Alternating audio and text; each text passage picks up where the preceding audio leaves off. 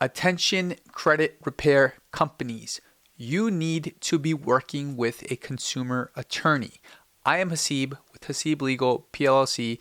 I run a consumer law firm, and this is what you need to know about how you can help your clients by working with a consumer protection attorney. So you, as a credit repair company, do one thing. Help your clients secure removals of inaccurate items on your credit report, or at least I hope that's what you're doing if you are in credit repair. Well, I help you do that.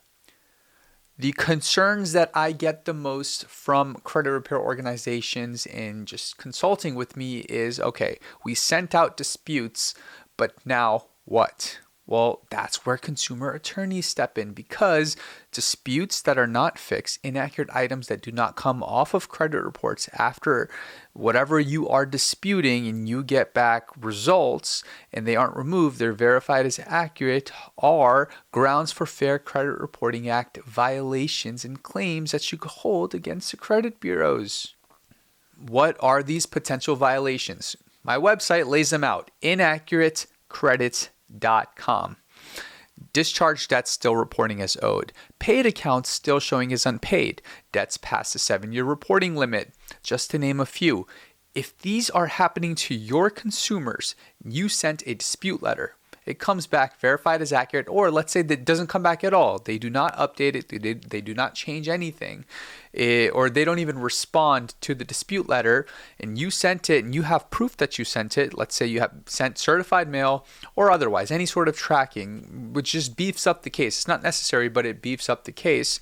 Comes back verified as accurate. And to that dispute letter, you even attach a letter that proves that this was occurring. Collections on a discharged debt, duplicate collections on the same debt, closed accounts still showing as open, disputed with proof, comes back verified as accurate. Don't dispute again. Why do you guys keep disputing? You guys keep sending out these dispute letters. No, kick it to a consumer protection attorney. Why do you want to just keep disputing for the chance that it gets updated versus going through a consumer protection attorney who will absolutely 100% get inaccurate items off credit reports? That's what the benefit of working with a lawyer is. And they're not going to charge your clients anything. They're not going to charge you anything.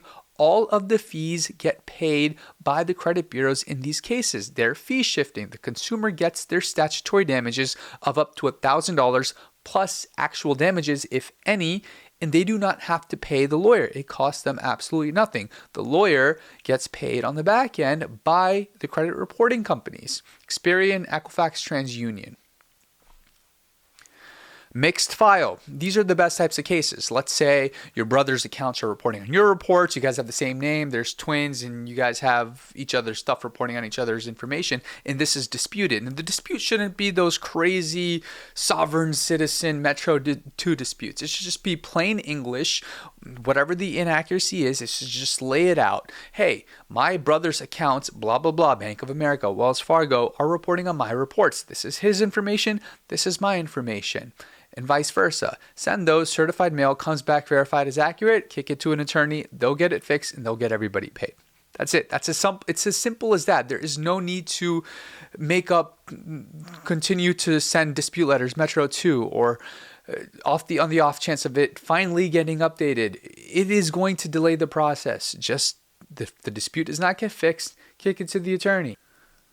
So let my website serve as a resource to you. It spells it all out. View all of the types of inaccuracies and see if it fits and applies to your client. And don't send us credit reports thinking that we're going to find the inaccuracy for you. We are not the consumer. We don't know what's inaccurate. We don't know if a client paid off their debt or not. Sure, we can cross-check it across the other bureaus, but that's not going to tell us what actually is happening on the account. The only person best fit in that position is the client. They're going to know if something was paid off or not. You're not going to know. I'm not going to know. And we can't rely on the other bureaus as factual indication of what the account actually is. Go to the client and say, hey, pull the actual statement and see if we could attach that as a attachment to the dispute we're about to send, and then send off the dispute. Don't rely on other bureaus. A lot of people have this misconception that, hey, all three bureaus need to be reporting exactly the same. And the fact that the other bureau is reporting a balance that's less than what Equifax is reporting, one of them is inaccurate, which may be true, but the inaccuracy isn't going to be determined by what the other bureaus. That's not what's factually happening. Well, the best place to find out is go to the furnisher, go to the whoever has statements or whoever has past due balance reports, anything like that, where you can gather the evidence, attach it to your dispute, because that's just going to make the dispute even better. What the Fair Credit Reporting Act defends against is inaccuracies that cause harm to a credit report. Things that actually lower your score. You need to press your claims only if that is happening. If there is a date that is 5 days off, let's say the account date was open January 2nd, but on the report it says it was open January 1st, you're not going to get denied credit on that basis. So you want to keep it to cases where you may think that that is holding you back from getting a credit card, getting a mortgage, getting a home loan, paid accounts showing as unpaid. Things that affect your debt to income ratio is grounds for an FCRA case, not just any type of inaccuracy, not an account number that's 1 digit off, not a date that is 3 days off of the open date. That is not going to be the basis on what you get when you get denied credit. If your name is misspelled, that's probably not a reason why you're going to get denied credit. But if there are crazy balances reporting on your credit report that were actually paid off and you can prove that might be a basis on why you get denied credit. So I urge you, go on inaccurateCredit.com/errors. Go through the list, understand what all the types of inaccuracies that can occur on your credit report, and dispute them. And if it doesn't get fixed, kick it over to a consumer protection attorney. They're going to take a look at it. They're not going to bother you. They're not going to ask you for more information. They're just going to take a look at it and let you know, hey, connect us with the client. Maybe we can help them out. One thing I wanted to mention is that post-bankruptcy credit reports don't always need to be disputed. If there's a bankruptcy on a credit report, and there's an account that is inaccurately reporting as if it's included in bankruptcy when the bankruptcy was dismissed, that could be a claim without a dispute. If there's a balance that should have been done away with in bankruptcy, let's say it should have been absolved and it is no longer owed, but the account is still reporting as a $10,000 charge-off, that is something that there may be a case about without filing a dispute, without ever waiting on anything. You can file a lawsuit based off of what you have in front of you on that credit report. If a Chapter 7 is reporting as dismissed when it was actually discharged, also something, because the bureaus have an obligation to know what the actual proper reporting is. They purchase that information from LexisNexis and other data vendors. They should just know. You don't have to tell them.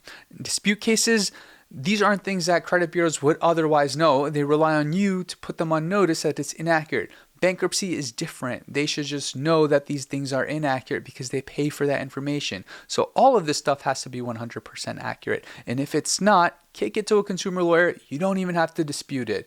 Could get your clients paid and could get the inaccuracy deleted. Another type of inaccuracy, identity theft. Now, I'm a little bit weary on identity theft because all of a sudden everybody says they have identity theft when we know that's not the case. So my biggest inquiry into identity theft cases is, hey, were there any payments ever made on the account? Because let's say somebody opens an account in your name. Do they ever intend on paying on it? No, because why would they? They're identity thieves. Why are they going to make payments when they really don't have to? Because the obligation isn't theirs. If that's the case, they're likely not identity theft cases that I might be consider taking, because I want to take identity theft cases if accounts were open and no payments were ever made, because there's no bureau coming back around and saying, well, maybe it was the client and maybe they did make payments, but they couldn't keep up with them. And now they're filing this fraudulent FTC reports. That is very dangerous territory. Fraudulent FTC reports is perjury. Do not and never advise your clients to file fraudulent FTC reports. It's against the law. You could wind up in jail.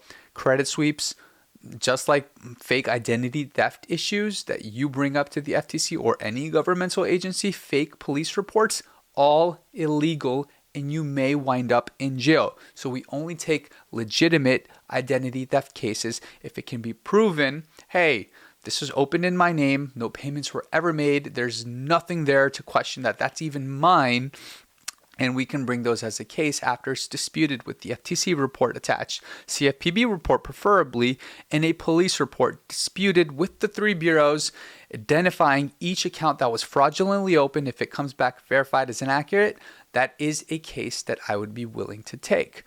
Now, there is often confusion between mixed filed and identity theft. It could be that an account was open in the name of the consumer, or an account was the result of a mixed file. Maybe it's somebody else's account that's reporting on the consumer's report. You may not know because you don't know if it's identity theft or you don't know if it's a mixed file.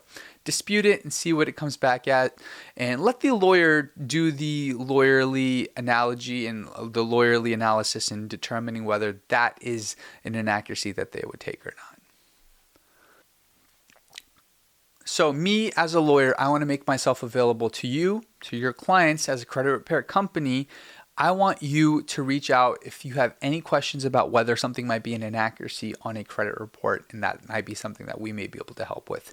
Fair Credit Reporting Act, we file these lawsuits every day of the week. InAccurateCredit.com is a good way to submit cases.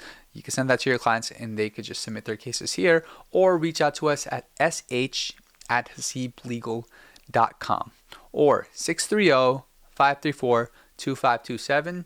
I am here to help you guys.